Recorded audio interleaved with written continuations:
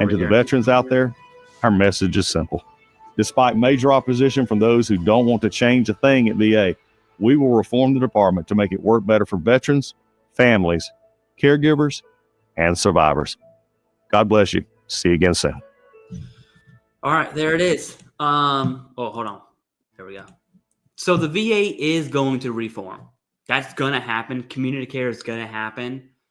I'm curious to see, to be honest with you, Jason, I'm not really worried about healthcare specifically because of community care, that even if the VA fires 80,000 employees, doesn't have nothing to do with community care, right? All right. Because community care is outside the VA. Yep. My number one concern with firing employees is disability claims specifically. I know the VA secretary has said multiple times, nothing's going to happen. No, nothing negative is going to happen. He's actually said they're going to increase. I think that was a little out of pocket there, personally. That's my number one concern. So when it comes to like hurry up and wait, I think we're in the waiting stage. Right. And I'm curious as to what's going to happen with disability, not cuts, right? Like people aren't going to lose their disability, but I'm curious of dependent claims taking 8 to 9 months right now.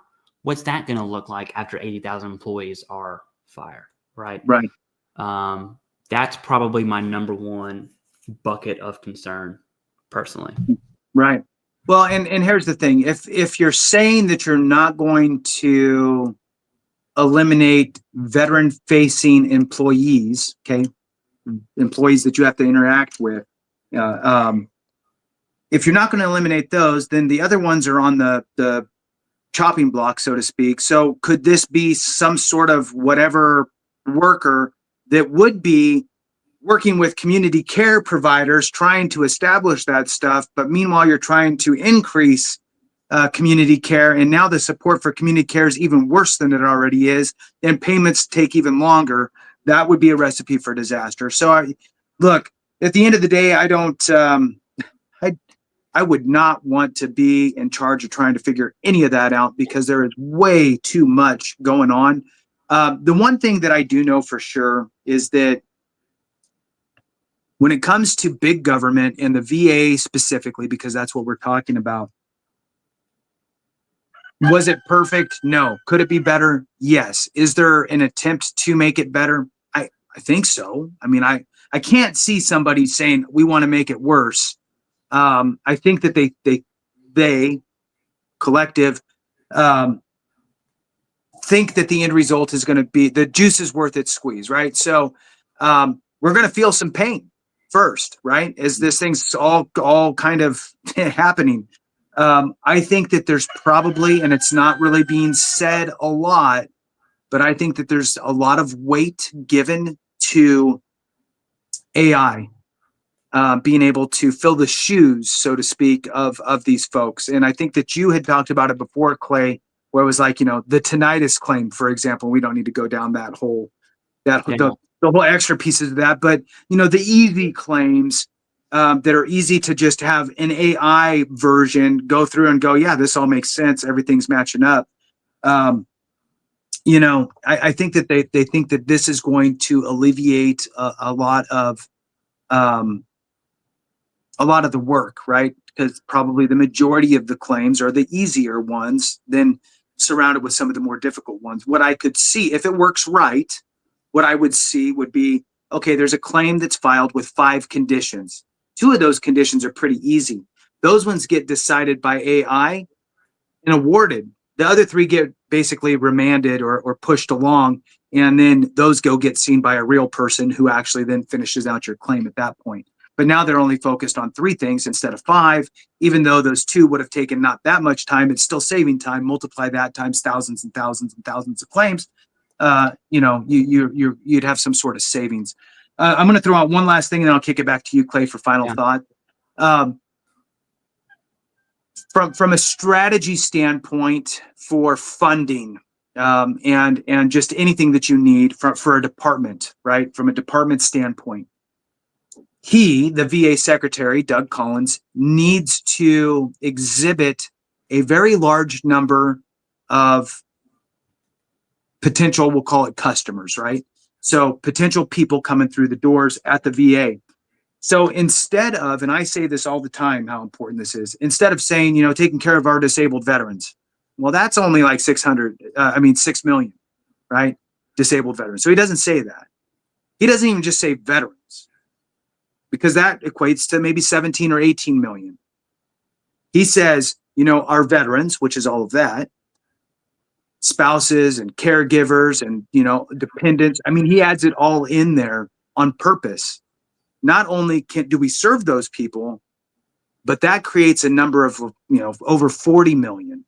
And that's a much bigger number when you're talking to Congress about, hey, we need an extra 6 billion for this, or we need this for that, or we can't cut this because of that. That's a number that would resonate with Congress as a whole. When you say 6 million spread throughout the United States, that number does not resonate, because that number equates to a very small portion of votes. But 40 million, it's a different story.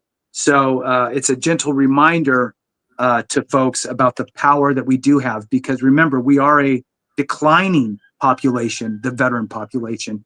So we need to lump in all of those that are affected by our service through benefits and so forth. All right, back to you, Clay. Yeah, here's some video ideas for you. I'm just waiting for these to pop up, because once they do, I'm making a video immediately. One's the budget number.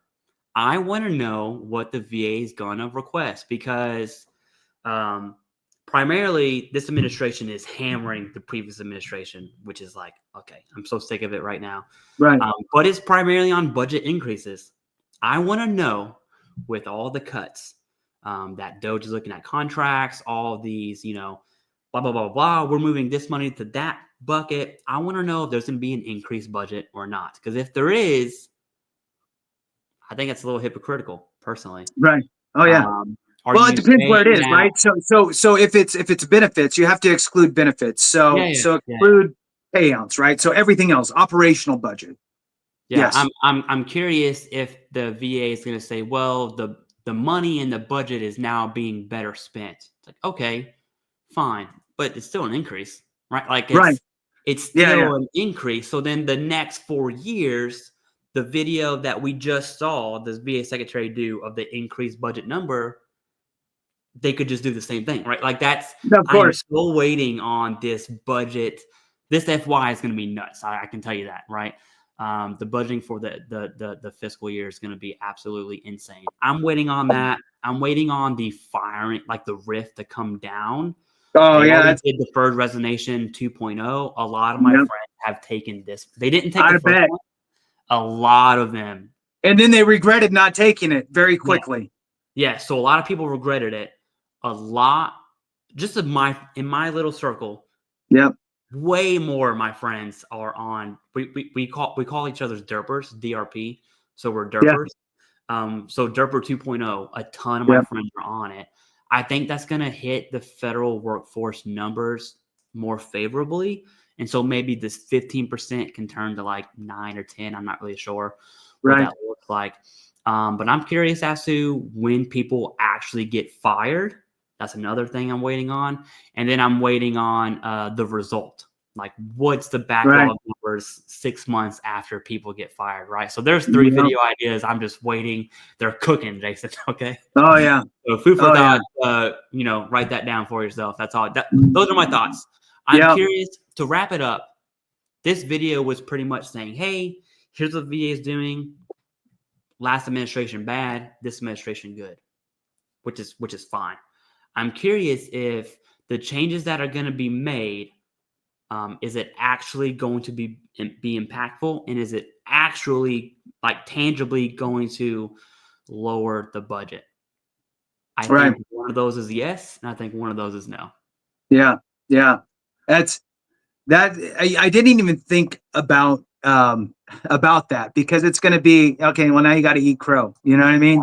But from a political standpoint, they'll just bulldoze through it. They won't even mention it, and they'll just move on and pretend like that. It's just doing business, right?